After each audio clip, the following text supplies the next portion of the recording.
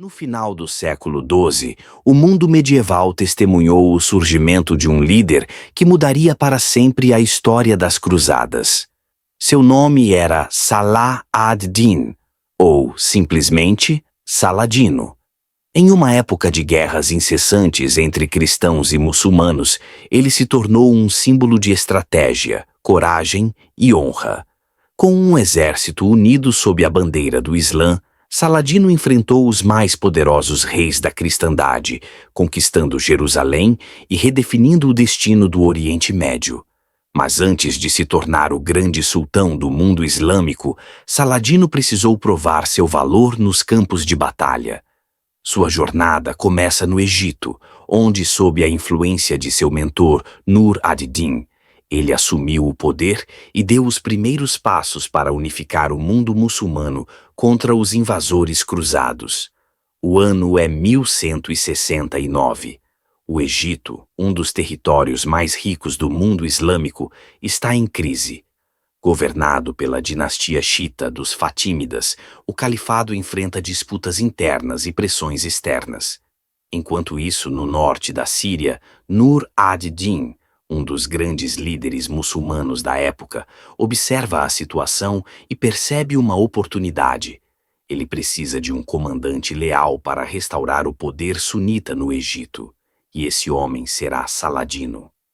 Nur ad-Din era um governante astuto e devoto, determinado a unir os muçulmanos contra os cruzados que haviam tomado Jerusalém e estabelecido estados cristãos no Oriente Médio. Ele envia seu general mais confiável, Shirkuh, para assumir o controle do Egito. Saladino, então um jovem comandante, acompanha seu tio nessa missão. Após uma série de campanhas militares, Shirkuh e Saladino tomam o Cairo. Mas o triunfo dura pouco. Poucos meses depois da vitória, Shirkuh morre inesperadamente e Saladino, então com apenas 31 anos, é nomeado o novo vizir do Egito. Agora, ele não é apenas um comandante militar, mas um governante com o destino de uma nação em suas mãos. Ao assumir o poder, Saladino enfrenta um desafio imediato: consolidar sua autoridade em um território dividido entre sunitas e xiitas. O califado fatímida, que governava o Egito havia 2 séculos, estava em declínio. Saladino sabia que, para fortalecer sua posição, precisava agir com inteligência e estratégia. Com o tempo, ele substitui os oficiais leais aos fatímidas por homens de sua confiança. Ele também fortalece o exército e inicia reformas administrativas para garantir estabilidade ao Egito. Mas a decisão mais ousada de Saladino acontece em 1171, quando ele declara oficialmente a lealdade do Egito ao califado sunita de Bagdá, encerrando de vez o domínio xiita fatímida. Essa mudança política marca o início de uma nova era. Saladino não é mais apenas um governante egípcio, ele se torna o principal líder da luta contra os cruzados. Seu objetivo é claro: unir os muçulmanos sob um único estandarte e recuperar as terras sagradas perdidas para os cristãos. Mas antes de se tornar o grande sultão do mundo islâmico, Saladino precisou provar seu valor nos campos de batalha. Sua jornada começa no Egito, onde, sob a influência de seu mentor Nur ad-Din, ele assumiu o poder e deu os primeiros passos para unificar o mundo muçulmano contra os invasores cruzados. Mas Saladino sabe que a unificação do mundo islâmico não será fácil. Enquanto ele governa o Egito, os estados muçulmanos da Síria, Mesopotâmia e outras regiões continuam divididos. Para enfrentar os cruzados com força total, ele precisa primeiro derrotar seus próprios rivais e consolidar seu poder. Com o Egito sob seu controle e sua autoridade consolidada, Saladino volta seu olhar para um objetivo ainda maior: a unificação do mundo islâmico.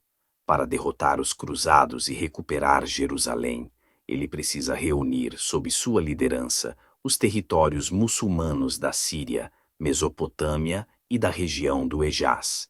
Mas essa não será uma tarefa fácil.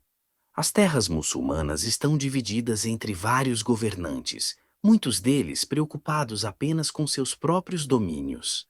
Enquanto isso, os reinos cristãos da Palestina e da Síria continuam se fortalecendo, prontos para resistir a qualquer tentativa de invasão. Saladino sabe que, antes de enfrentar os cruzados, ele precisa primeiro consolidar seu poder entre os próprios muçulmanos. O primeiro grande desafio de Saladino está na Síria, onde governantes locais ainda seguem a liderança de Nur ad-Din, seu antigo mentor.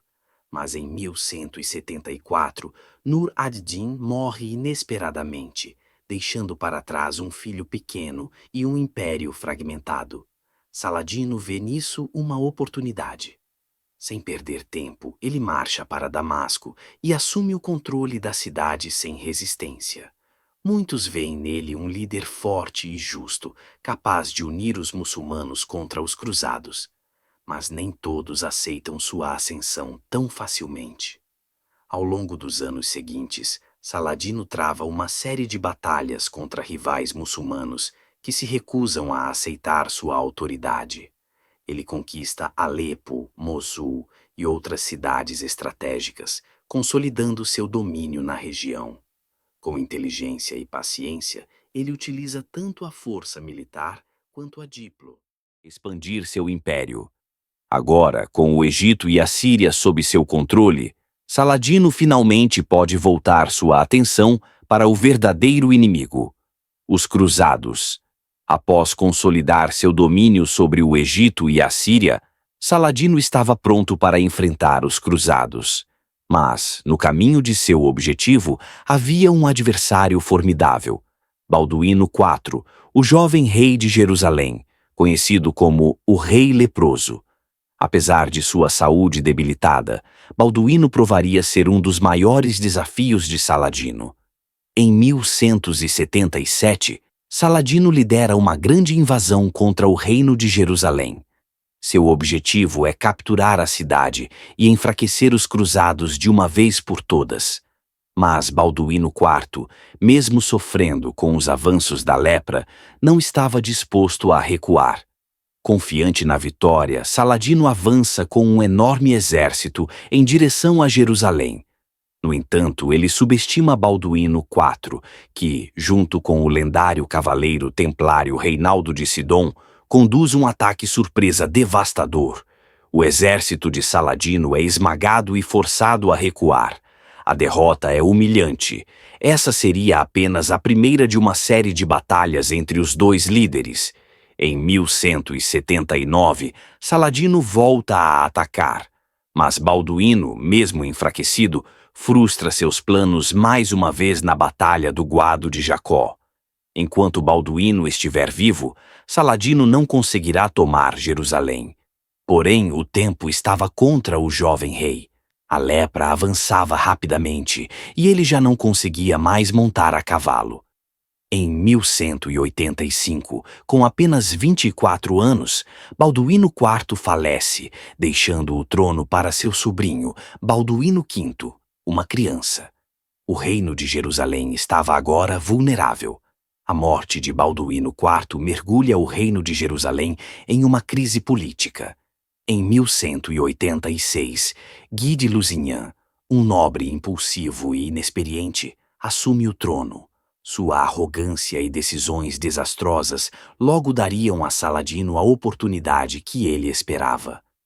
Ao contrário de Balduíno IV, que respeitava as tréguas com os muçulmanos, Guy de Lusignan permite que Reinaldo de Châtillon continue atacando as caravanas de mercadores muçulmanos. Isso enfurece Saladino, que declara guerra total contra os cruzados. O confronto decisivo ocorre em 1187, na Batalha de Hattin. Saladino cerca o exército cruzado em um terreno árido, longe de qualquer fonte de água. O calor escaldante e a falta de suprimentos fazem com que os cristãos entrem em colapso antes mesmo da luta começar. Em poucas horas, a vitória de Saladino é absoluta. Guy de Lusignan é capturado. Reinaldo de Châtillon, O homem que violou os tratados de paz é executado pelo próprio Saladino. O caminho para Jerusalém agora está aberto. Poucos meses depois, Saladino chega aos portões de Jerusalém. A cidade, sem o exército cruzado para defendê-la, não tem escolha senão se render.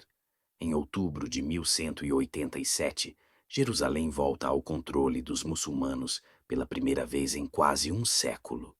Diferente dos cruzados que massacraram a população quando tomaram Jerusalém em 1099, Saladino permite que os cristãos deixem a cidade em segurança. Ele até permite que peregrinos cristãos continuem visitando os locais sagrados. A conquista de Jerusalém choca a Europa. O Papa convoca a Terceira Cruzada, liderada pelo rei da Inglaterra, Ricardo Coração de Leão. Ele será o último e mais formidável adversário de Saladino. Apesar das ferozes batalhas, Saladino e Ricardo nunca conseguem derrotar um ao outro completamente. No final, em 1192, eles assinam um tratado de paz. Jerusalém continua sob controle muçulmano, mas Saladino permite que os cristãos continuem visitando a cidade livremente. Aos 56 anos, Saladino adoece gravemente. Em 4 de março de 1193, ele falece em Damasco.